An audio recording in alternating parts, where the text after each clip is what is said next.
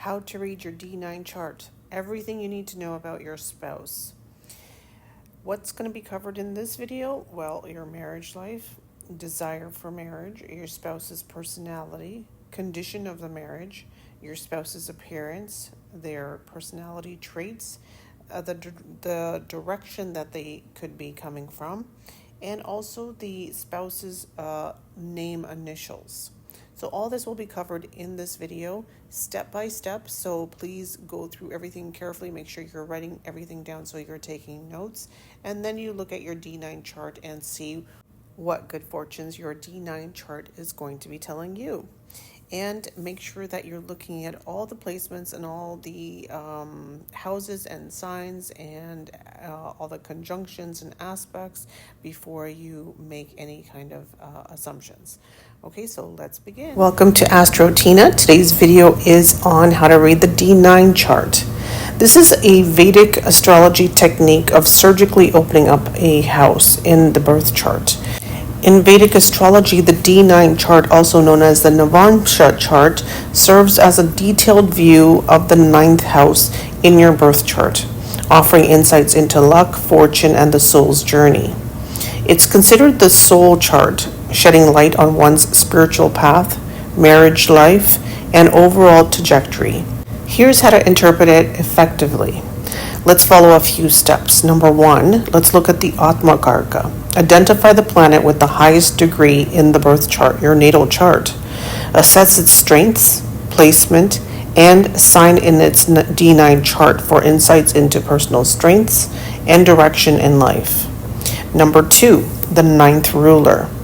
Let's evaluate the strength of the ruler of the 9th house in the D9 chart to understand its influences on spiritual growth and your fortune. Step 3. Let's look at Venus. Let's analyze the placement and strengths of Venus in the D9 chart for indications regarding love, relationships, and marital bliss. So now let's look at step 4. We want to look at the location of the planet with the second highest degree in your birth chart. Assess its strengths and placement in the D9 chart to understand its supportive role in your life. Step 5 will be planets. Interpret the position of all the planets in your D9 chart, considering their simplest meaning and any afflictions or weaknesses they might exhibit. 6th step in this process would be the strengths and weaknesses. Okay, we need to assess the overall strengths and weaknesses of planetary placements in the D9 chart to gauge their impact on various aspects of life. Step 7 would be exalted planets. Here we're looking at understanding that exalted planets in your D9 chart may not always yield the expected results and could indicate challenges despite their elevated status. And now looking at step number 8, we will be looking at exalted planets in your natal chart and that are now weak in your D9 chart. Be cautious, as good results from exalted planets in the birth chart might not be, they may not manifest because the planets become weaker in your D9 chart. Detriment indicates the least strength or weakness, while exaltation signifies power or a more favorable placement. Fall or debilitation suggests a malefic influence. So let's look at your D9 chart. So what we want to be looking at is prioritizing examining hard aspects like conjunctions, squares, and T-squares. You want to seek answers and healing through soft aspects. Assess the placement of the D9 ascendant ruler. Focus on the house placement of the D9 ascendant ruler, particularly post-marriage. All houses except the first offer insights into the spouse's description. So comparing with the D9 chart, emphasize conjunctions in both transit and natal charts. Note that the position of the D9 ascendant in the natal chart. So favorable aspects to the D9 ascendant indicate harmony. Harmonious aspects between the D9 ascendant ruler and the D9 ninth ruler. So very quickly we'll be going over each house and the meaning of that, and then we'll delve into how that affects what the meanings are pulled from those areas for your D9 chart. So the first house is your overall health and vitality. Second house, accumulated wealth and resources acquired through marriage, including one's own family dynamics and also one's way of parenting. Your third house is your courage that's required to sustain the marriage, the efforts that you put in, the efforts that are invested in resolving marital challenges. The fourth house is the sense of comfort and emotional fulfillment derived from the marriage. The fifth house is expression of romance, shared activities, creativity within the marriage. The sixth house is debts and conflicts that can arise within the marriage, reflecting the nature of disagreements and frequency of the arguments. Seventh house is personality traits of the spouse and the ability to compromise within the marriage. Eighth house is the longevity of the marriage, joint assets acquired, and hidden aspects or secrets within the relationship. Ninth house is the influence of marriage on spirituality or philosophical beliefs. And the 10th house is your public perception and image of the marriage. And 11th house is desires, aspirations, and fulfillment within the marriage.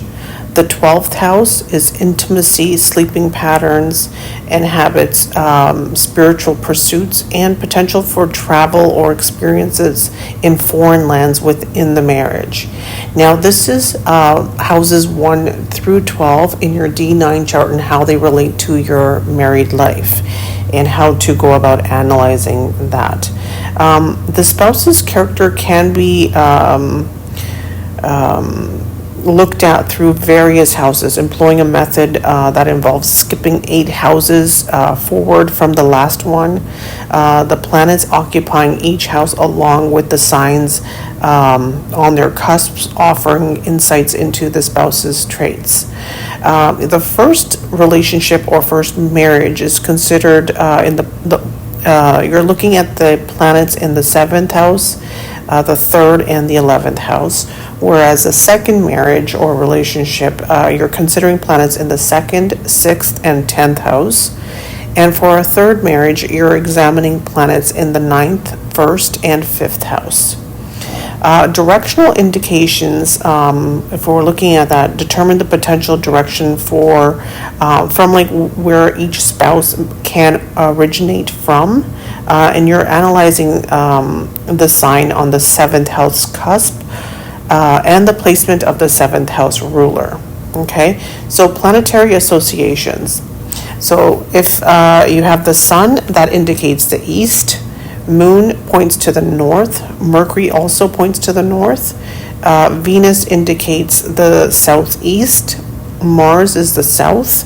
Jupiter indicates northeast. Saturn indicates west. North node indicates southwest. And south node indicates northwest. Now, elementary associations. So fire is associated with the east.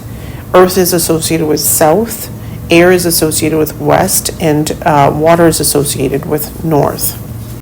So to decipher what your spouse's name what their name will begin with. Now, please note that this method does not guarantee the accurate determination of a spouse's name. However, it does involve examining the ruler of the 7th house in your birth chart and observing the sign it occupies in your D9 chart. Okay, so here are the clues based on zodiac signs and their corresponding lucky alphabets. So Aries, it's ALEIO.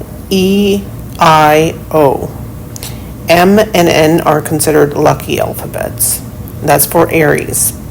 For Taurus, it's B, V, U, W, and lucky alphabet P, G, or Y.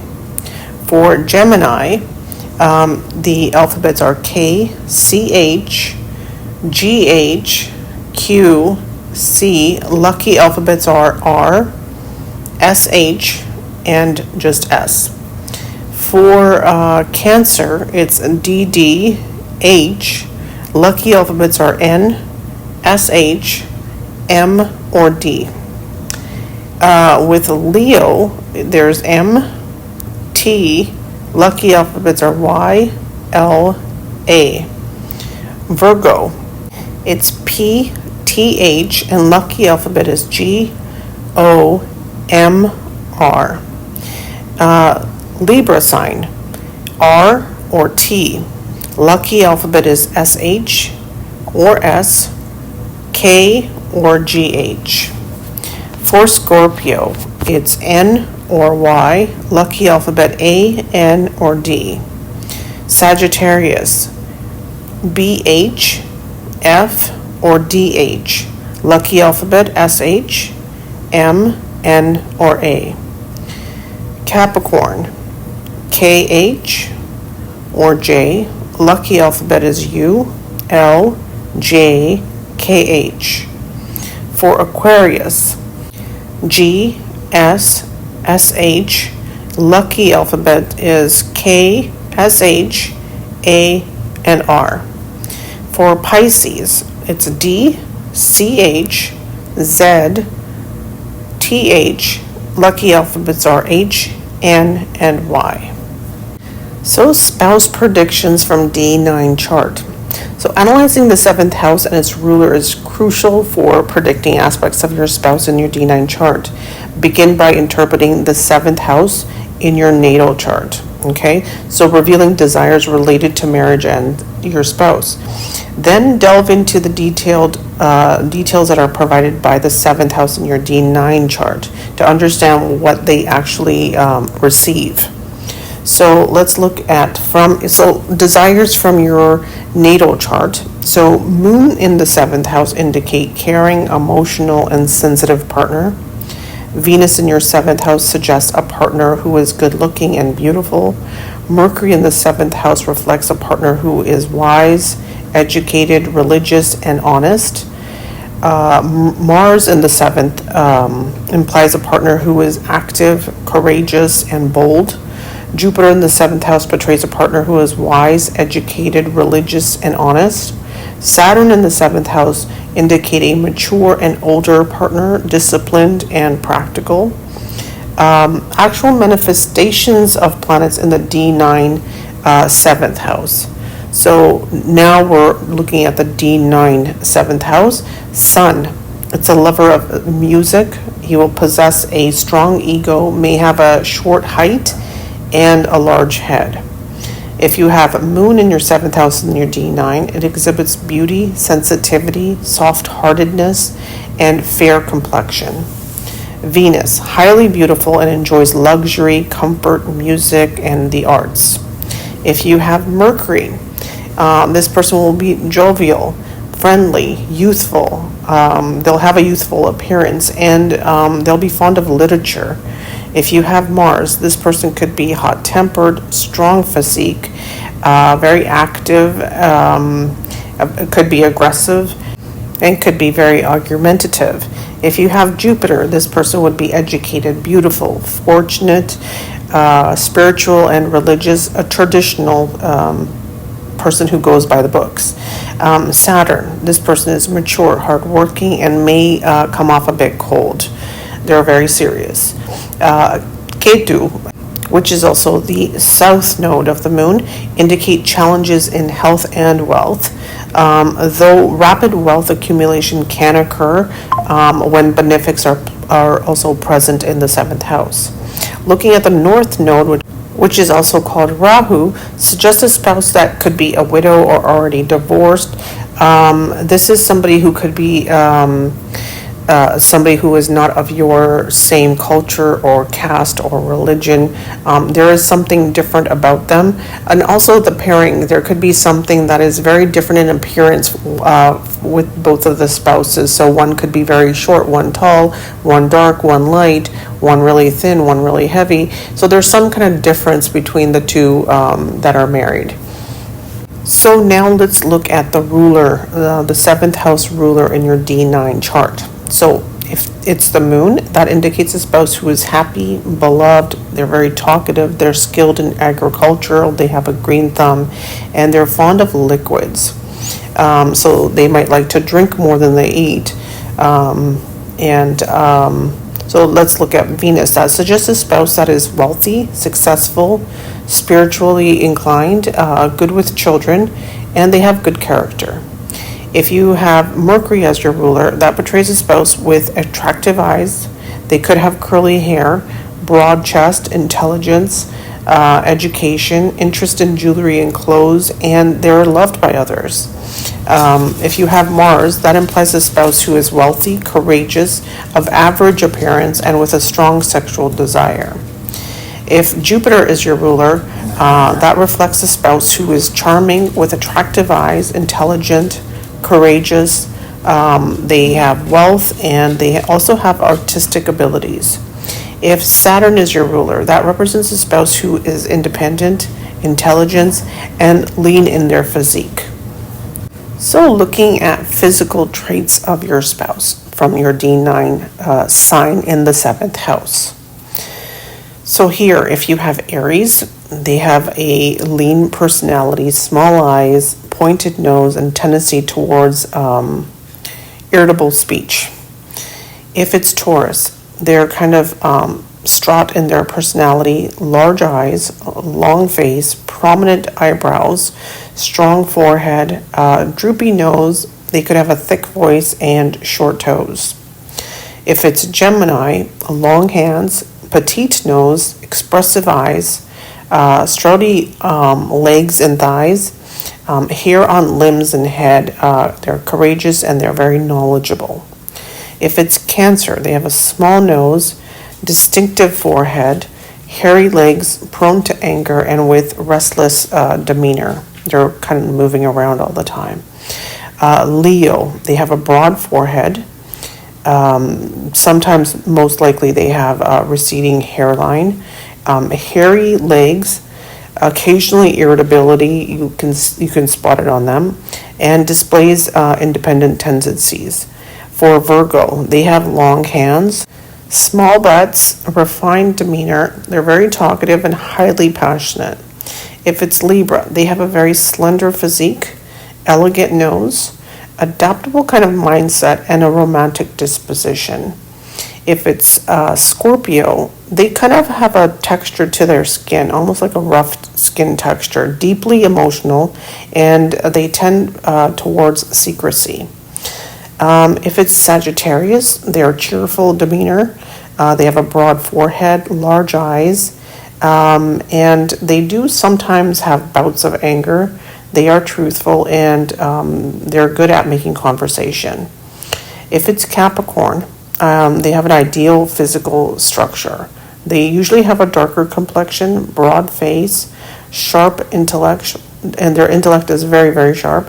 And they're kind of, they have a very their demeanor is very caution, like they think twice before doing everything. They do things a little bit more slower.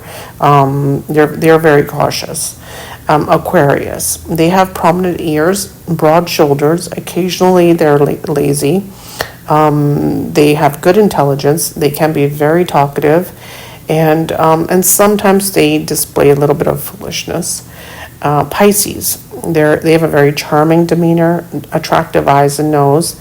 They are truthful. They're fearless, and they do have a little bit of a sacrificial type of attitude. And it's very clear, you can see it on them.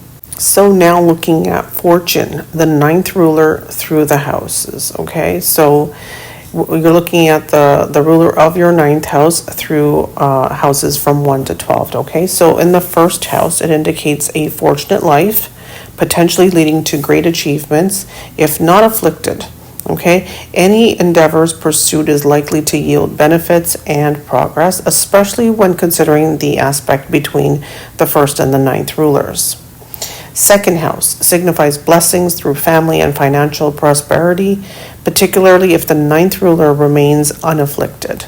Supportive family members and financial stability are indicated, often within a large family setting.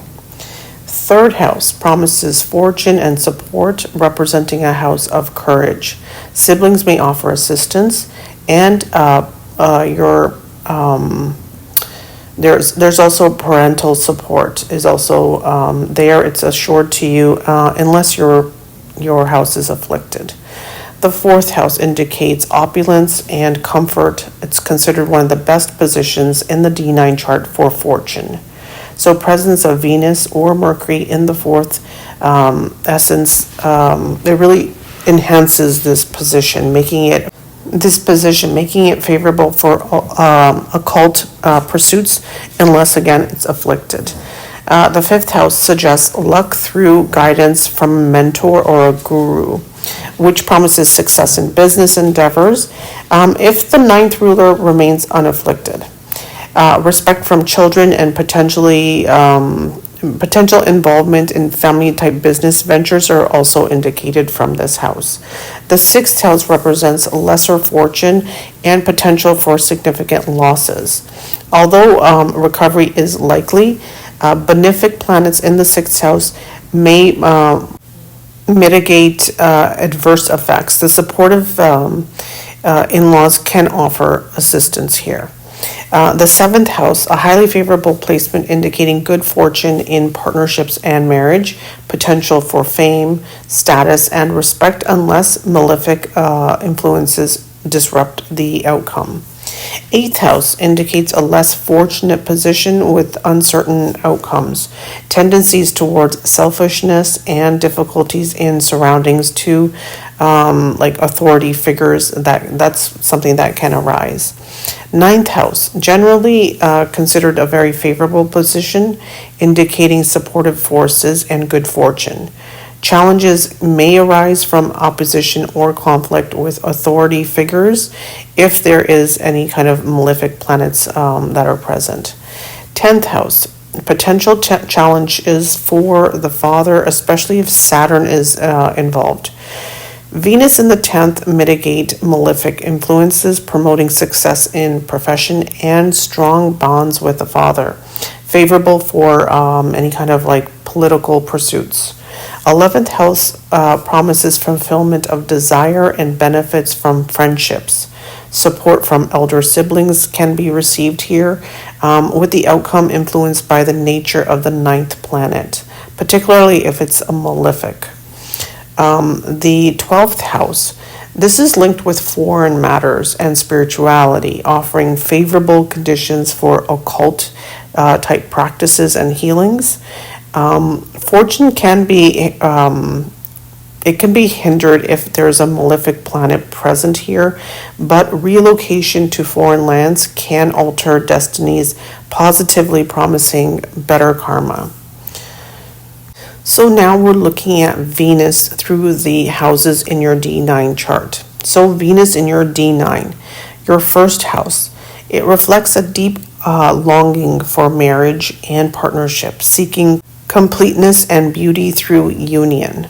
So pre-marriage, feelings of inadequacy can arise, but marriage aspires creativity and a sense of wholeness. So this is someone who really wants it and needs it. Venus in the D9 of chart, your second house, that foretells potential wealth accumulation post-marriage. So with a spouse characterized by a gentle voice and demeanor. Limited interaction with in-laws is indicated. Interest in music, singing, even occult can be favored and flourish here, along with increased connections to individuals from the Middle East. Venus in your D9, third house, indicates frequent leisure travels with the spouse, and it also indicates smooth communication, favorable relationships with the father-in-law, and also strong joint assets are also likely. Career transformations may occur with increased interactions with women and potential for office or online type romances. Venus in D9, fourth house, suggests a reduced inclination towards marriage and dislike for gossip. Happiness is derived from travel, and a pleasant family home environment is possible, especially through parental connections. Jewelry may become a significant asset, often inherited from the father or elder siblings. Venus in D9, fifth house, enhances creative intelligence within the marriage, fostering a more romantic atmosphere and a desire for active pursuits. Flourishing, it also occurs with the birth of a child or the children, particularly daughters. A need for creativity and artistic expression is highlighted, along with travel to foreign destinations. So Venus in your D9, your sixth house, indicates a diminished desire for marriage. Okay, here the person really is not, it's not something they think about too much. Their focus isn't so much on marriage, it's more focused on service and karmic obligations within the relationship. So attraction to the spouse may be immediate, but the relationship it may involve giving more than receiving. So sexual desires can be subdued, especially if Venus is exalted.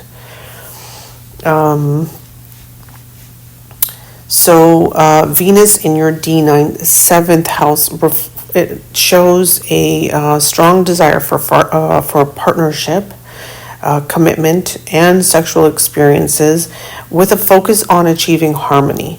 The spouse can be of a darker complexion and excel in as a diplomat, striving for balance, and compromising is also integral to their maintaining harmony within the relationship. Natural attractiveness and wealth accumulation through the spouse are indicated here, along with a sense of devotion brought by marriage.